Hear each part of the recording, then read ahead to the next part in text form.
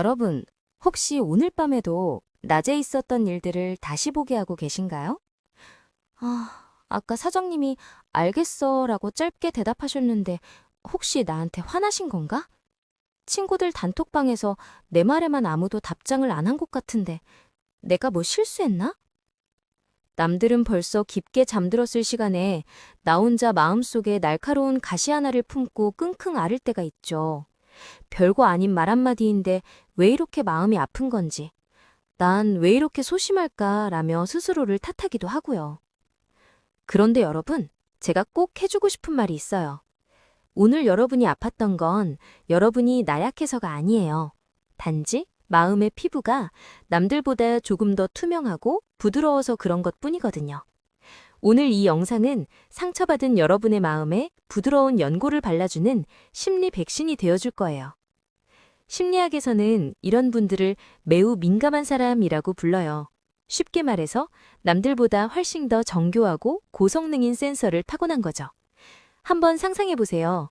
어떤 사람은 화질이 낮은 낡은 TV로 세상을 보는데 여러분은 최고 사양의 4K 초고화질 TV로 세상을 보고 있는 거예요. 남들은 못 보고 지나치는 미묘한 눈빛, 살짝 가라앉은 목소리 톤, 공기의 어색한 흐름까지 여러분의 센서는 다 잡아내버리죠. 그러니 남들보다 금방 지치고 더 아픈 게 당연해요. 남들은 1만큼의 자극을 받을 때 여러분은 10만큼의 자극을 온몸으로 느끼고 있으니까요. 이건 고쳐야 할 병이 아니라 여러분이 그만큼 세상을 섬세하게 느끼는 풍부한 감수성을 가졌다는 증거랍니다. 우리는 누군가 무심코 던진 독설이나 비난을 소중한 보물처럼 가슴 깊이 간직하곤 해요. 그런데 생각해보세요. 누군가 여러분에게 예쁘지 않은 선물을 줬을 때 억지로 그 선물을 받을 필요가 있을까요? 만약 길을 가던 모르는 사람이 나에게 쓰레기 봉투를 내민다면 여러분은 어머 고맙습니다 하고 받아오실 건가요? 아니죠. 그냥 무시하거나 제 거 아니에요 하고 지나갈 거예요. 말도 마찬가지예요.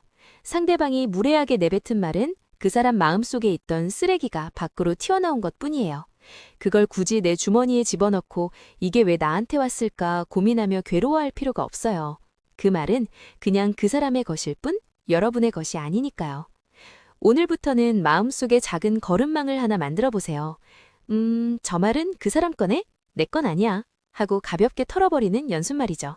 우리 민감한 사람들의 특징 중 하나가 뭔지 아세요? 바로 상대방이 나 때문에 기분 나빠질까봐 미리 걱정하는 거예요. 식당에서 주문한 음식이 잘못 나왔을 때 저기요, 이거 주문한 게 아닌데요? 라고 말하려다가도 바빠 보이는데 그냥 먹자. 괜히 말해서 분위기 망치지 말자. 라며 꾹 참아본 적 있으시죠? 그런데 여러분, 내가 참아서 상황이 평화로워졌다면 다행이지만 그 대가로 내 마음속은 멍이 들고 있어요. 타인의 기분을 살피느라 정작 가장 소중한 내 기분은 방치하고 있는 거죠. 이제는 모두에게 좋은 사람이 될 필요가 없다는 사실을 꼭 기억하세요. 내가 조금 거절한다고 해서 혹은 내 의사를 표현한다고 해서 나를 떠날 사람이라면 어차피 오래갈 인연이 아니에요.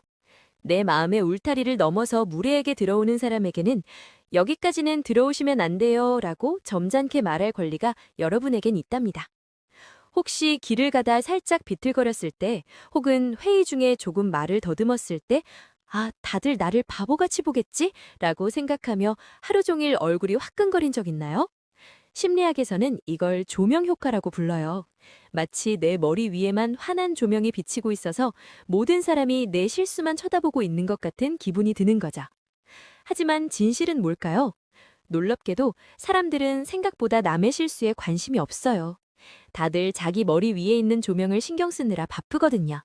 친구가 단톡방에서 내 말에 답장이 없는 건 내가 싫어서가 아니라 그냥 유튜브 쇼츠를 보다가 깜빡했거나 답장을 썼다고 착각했을 확률이 99%예요. 나 때문인가? 라는 생각에 늪에 빠지려 할 때 에이, 다들 자기 사느라 바쁘겠지 라고 가볍게 주문을 걸어보세요. 그 생각 하나만으로도 마음의 짐이 훨씬 가벼워질 거예요. 자, 이제 아주 중요한 습관 하나를 만들어 볼 거예요.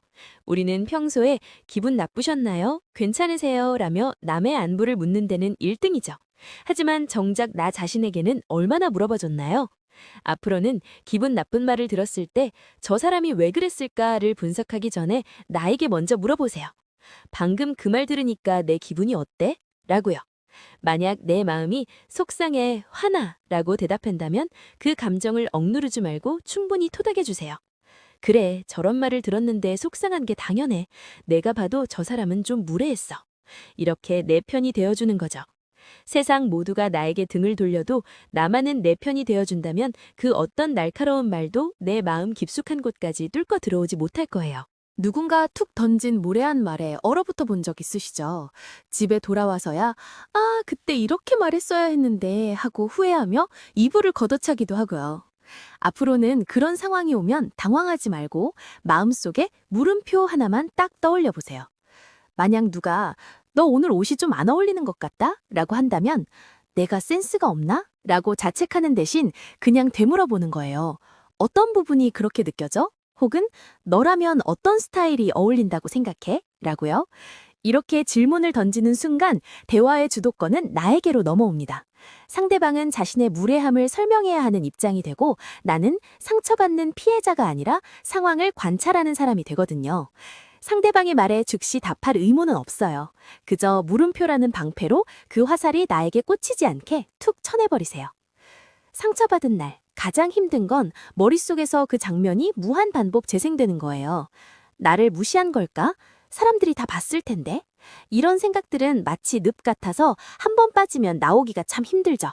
이럴 때 제가 쓰는 비법이 있는데 바로 신체 움직임으로 생각 끊기예요. 심리학적으로 뇌는 동시에 두 가지 강한 자극에 집중하기 어려워요. 부정적인 생각이 꼬리에 꼬리를 물기 시작하면 속으로 그만이라고 외치고 5초 안에 몸을 움직여 보세요. 자리에서 일어나 기지개를 켜거나 찬물로 세수를 하거나 아니면 지금 내 눈앞에 보이는 물건 5개의 이름을 소리내어 말해보는 거예요. 창문, 컵, 책상, 스탠드, 볼펜. 이렇게 오감을 자극하면 우리 뇌는 생각의 감옥에서 나와 현재의 감각으로 돌아오게 됩니다. 머릿속의 가짜 소음에서 벗어나 진짜 현실로 돌아오는 가장 빠른 방법이죠. 우리는 괴로울 때 자꾸 왜? 라고 묻습니다. 왜 나한테만 이런 일이 생기지? 그 사람은 왜 나한테 그런 말을 했을까? 하지만 이 왜? 라는 질문은 우리를 더 깊은 우울함으로 끌고 가요. 정답이 없기 때문이죠. 이제 질문의 방향을 살짝 바꿔볼까요? 어떻게 하면 내가 지금 조금 더 기분이 좋아질 수 있을까? 라고요. 왜 그런 말을 들었을까 고민하는 대신 상처받은 내 마음을 어떻게 달래줄까? 따뜻한 차 한 잔을 마실까? 아니면 좋아하는 음악을 크게 틀까? 라고 생각하는 거예요. 해답이 없는 과거의 왜에 갇히지 마세요. 여러분은 지금 당장 여러분의 기분을 바꿀 수 있는 어떻게에 집중할 힘이 있는 사람입니다. 여러분의 소중한 에너지를 누군가의 무례함을 분석하는 데 쓰지 말고 나를 돌보는 데 써주세요. 차에 사고가 났을 때 우리를 지켜주는 건 에어백이죠? 우리 마음에도 타인의 공격으로부터 나를 보호할 감정 에어백이 필요해요. 그 에어백을 만드는 가장 좋은 방법은 평소에 내가 좋아하는 것들의 목록을 촘촘하게 채워두는 거예요. 누군가에게 상처를 받았을 때 내 자존감이 바닥으로 툭 떨어지려 할 때 바로 꺼내 쓸 수 있는 나만의 치유 아이템들이죠. 나는 비 오는 날 창가에서 마시는 커피를 좋아해. 나는 강아지 영상을 볼 때 행복해. 나는 깨끗하게 세탁된 이불의 향기를 좋아해. 이렇게 사소하지만 확실한 기쁨들이 많아질수록 외부에서 날아오는 비난의 화살이 내 마음 깊숙한 곳까지 닿지 못하게 됩니다. 화살이 날아와도 내 마음속의 행복한 리스트들이 괜찮아. 넌 여전히 이런 예쁜 것들을 사랑하는 멋진 사람이야. 라고 말해주며 충격을 흡수해주거든요. 여러분의 에어백은 무엇인가요? 지금 바로 머릿속에 3가지만 떠올려 보세요. 여러분, 지금까지 남들보다 쉽게 상처받는 여러분의 모습이 짐처럼 느껴지셨나요? 하지만 관점을 조금만 바꿔볼까요? 민감하다는 건 그만큼 타인의 아픔에 공감하는 능력이 뛰어나고 사소한 것에서도 행복을 발견할 줄 안다는 뜻이기도 해요. 예를 들어 길가에 핀 작은 꽃 하나를 보고도 마음이 몽글몽글해지는 것, 영화 한 편을 봐도 남들보다 더 큰 감동을 느끼는 것, 친구의 슬픈 눈빛만 보고도 먼저 다가가 손을 잡아주는 것, 이건 아무나 할 수 있는 게 아니에요. 세상에는 무디고 무신경한 사람보다 여러분처럼 섬세하고 다정한 사람들이 더 많이 필요합니다. 여러분의 민감함은 고쳐야 할 단점이 아니라 남들이 가지지 못한 고해상도 렌즈예요. 이 렌즈를 통해 여러분은 더 깊은 사랑을 할 수 있고 더 아름다운 가치를 만들어낼 수 있습니다. 그러니 제발 여러분의 이 예쁜 능력을 미워하지 마세요. 민감한 분들이 가장 어려워하는 게 바로 거절이죠. 안 돼요 라고 말하면 상대방이 상처받을까봐. 나를 싫어하게 될까 봐요. 하지만 여러분, 꼭 기억하세요. 내가 원하지 않는 것에 아니요라고 말하는 건 내 마음에게 예스라고 말하는 것과 같아요. 누군가의 부탁을 들어주느라 정작 내가 너무 힘들다면 그건 친절이 아니라 자기 학대일 수 있어요. 처음에는 거절하는 게 세상이 무너질 것처럼 무서울 수 있지만 한 번, 두 번 연습하다 보면 깨닫게 될 거예요.